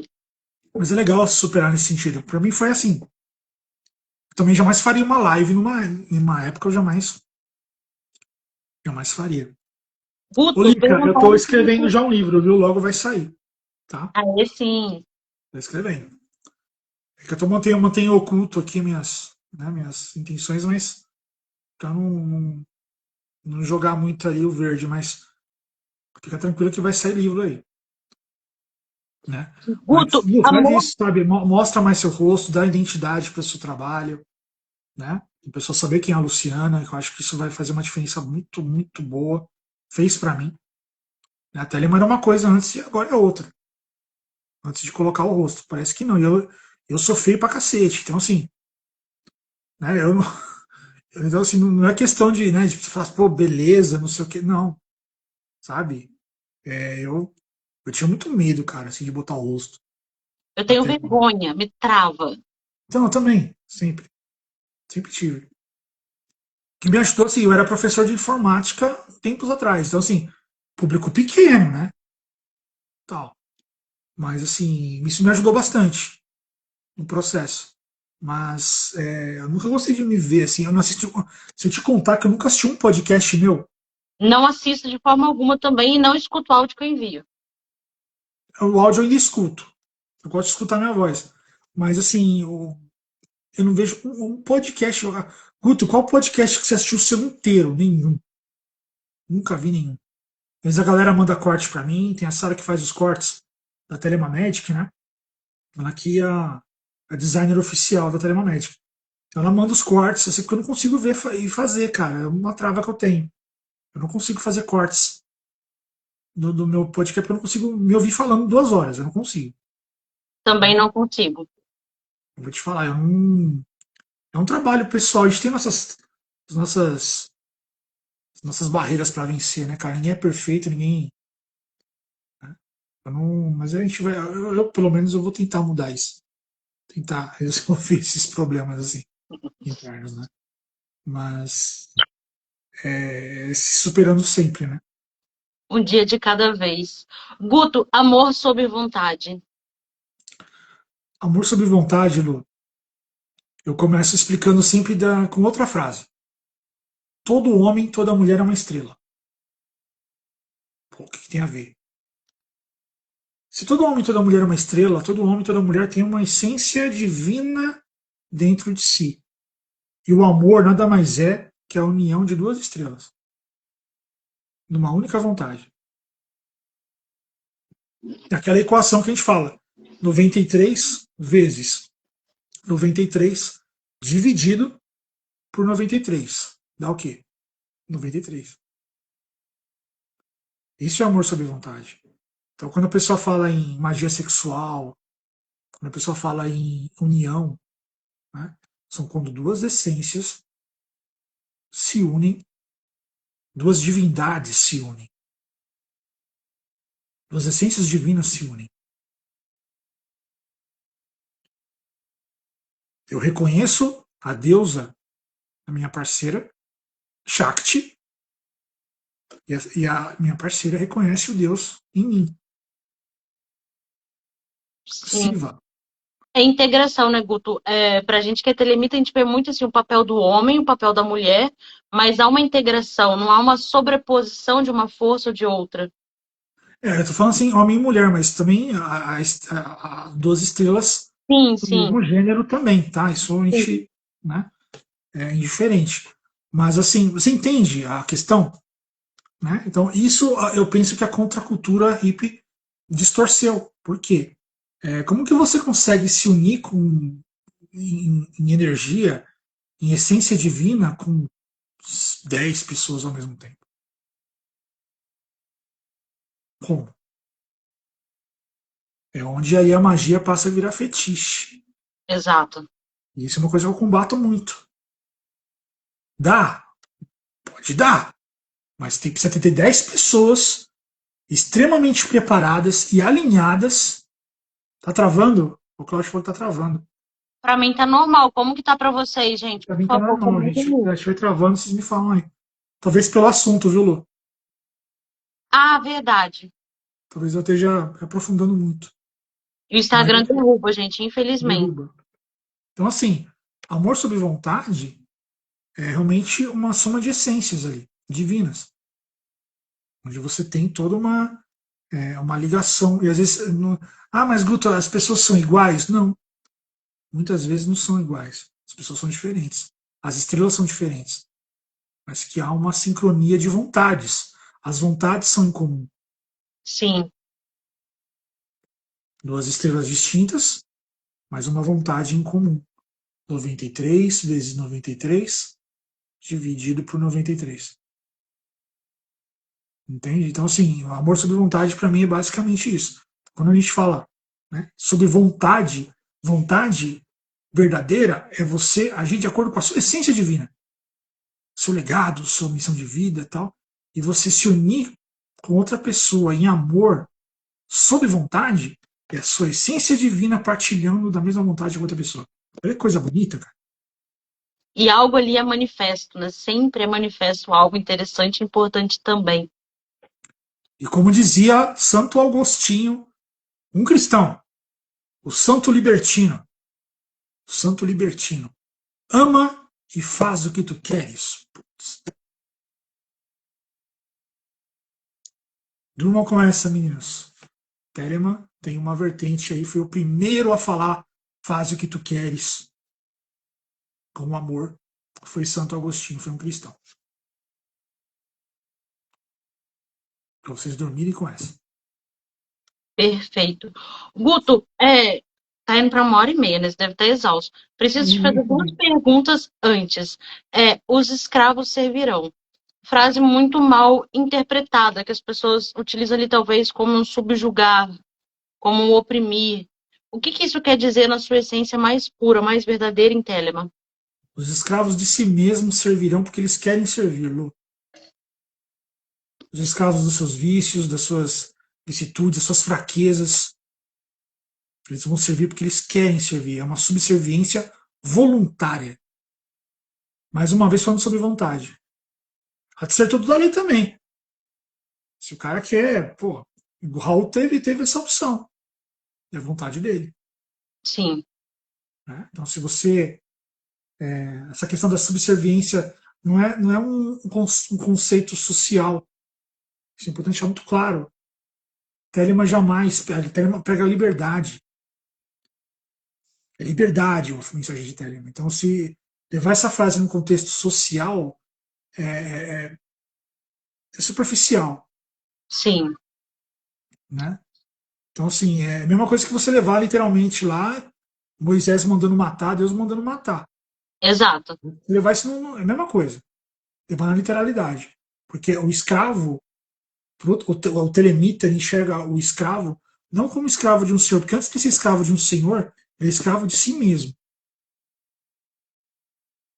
Ele não tem autossuficiência, ele não tem o autocontrole, ele não tem a força. A lei do forte, essa é a nossa lei, a alegria do mundo. A lei do forte. E Telemann é sobre buscar a sua força. A força se manifesta na dor. A gente volta lá para o começo da nossa live. A força ela se manifesta na dor. Aquele que perdura, perdurabo, é um nome místico, um nome mágico de Crowley. Eu perdurarei até o fim. Nisso reside a força. Se você se deixa levar pelas suas fraquezas, você se torna escravo dessa fraqueza. Você se Exato. torna escravo da dor. Se você foge da dor, você é um escravo da dor. Você vai buscar sempre o quentinho, o confortável, o fofinho. Não é assim? Culpa externa, né, Guto? Ah, isso acontece porque tal coisa, mas assim, qual o meu papel nisso que está acontecendo? Exatamente. Fala muito sobre responsabilidade, né? Sim, O escravo ele não assume responsabilidade de nada, é sempre dos outros, é sempre da. O escravo no conceito telêmico. Importante isso. Telemann fala sobre igualdade. Todo homem, toda mulher é uma estrela. Não tem assim, exceto, né, exceto ocidental, exceto oriental. Não. Todo homem, toda mulher. É para Igualdade todos, né? para E uma todos. pena que nem todos estejam prontos. Ô, Guto, para a gente concluir, eu queria que você falasse um pouquinho, assim, gente, esse é tema da mentoria dele, obviamente ele não vai trazer tudo para cá, mas a diferença da filosofia e do sistema. Muitas pessoas dizem assim, eu me identifico com a filosofia de Telemann, mas eu não quero aplicar o sistema mágico na minha vida.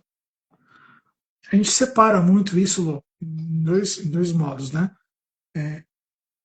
Eu posso ser telemita? O que eu faço para ser telemita?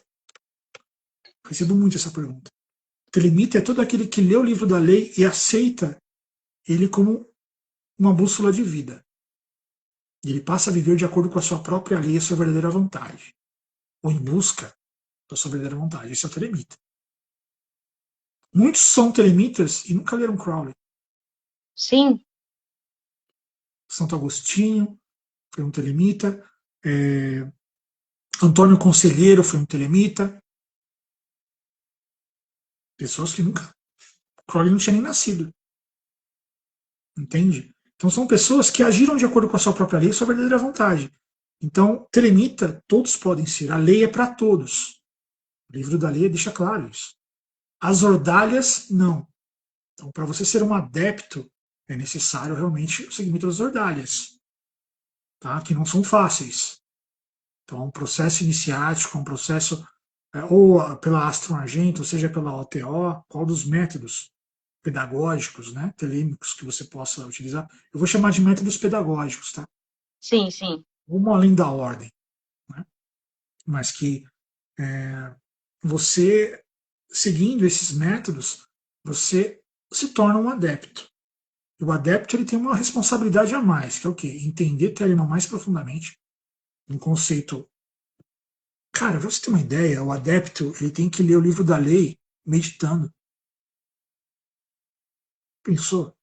E a parte da decoreba, Guto? Meu Deus. Não, tem as tem a parte de decoração. Mas assim, é, a gente pega na mentoria, a gente tem o audiobook do livro da lei. E a pessoa medita ouvindo aquilo.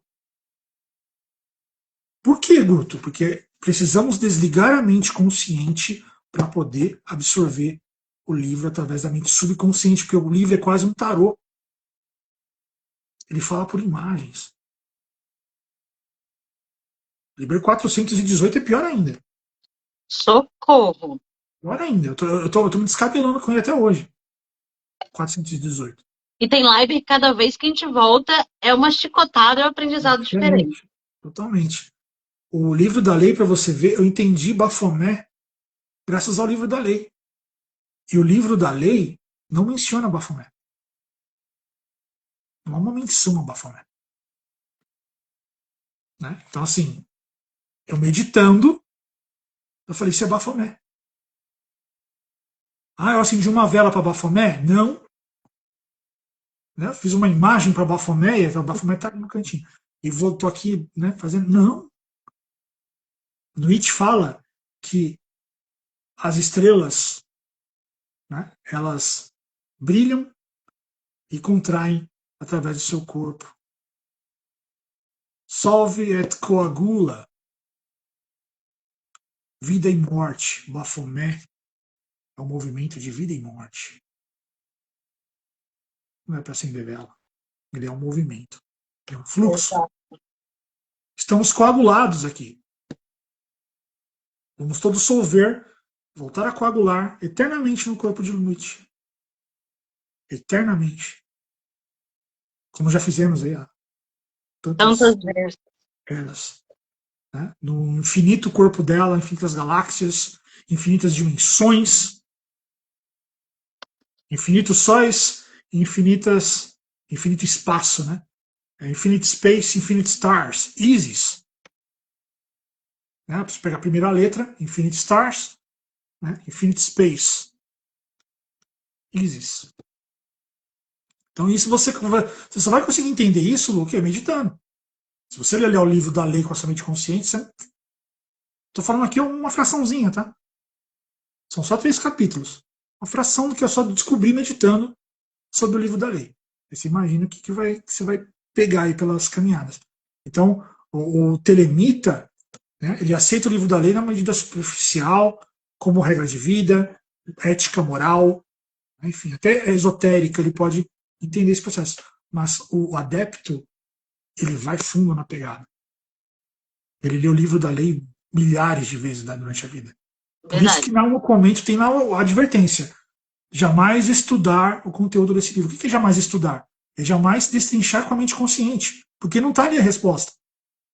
Porque o cara que se baseia só na mente consciente para entender o livro da lei, ele vira um foco de pestilência. Por quê? Ele não vai absorver nunca. Exatamente.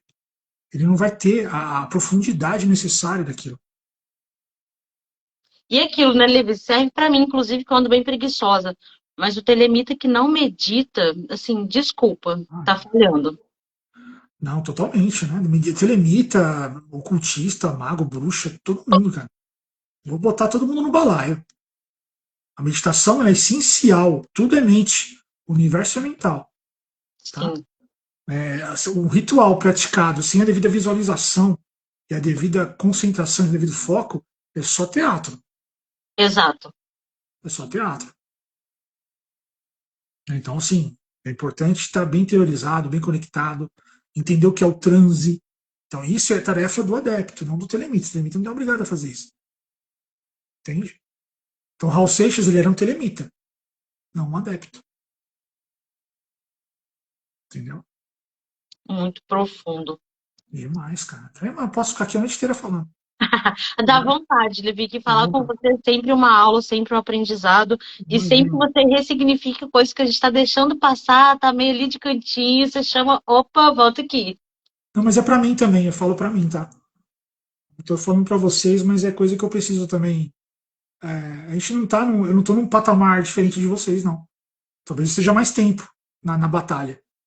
Só isso que faz a diferença, mas eu acho que todos têm condição, né, de se igualar nesse processo, então eu não me vejo acima. Vai ficar a noite inteira, então. Ô, Michael, vamos, Michael, bora? Tá com ânimo aí?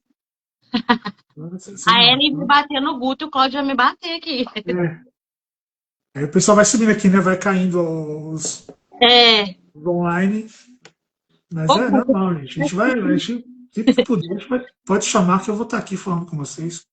Tem, tem passagem aberta aqui pra gente. verdade. Guto, eu quero assim te agradecer muito. Eu não vou prolongar porque tá caindo.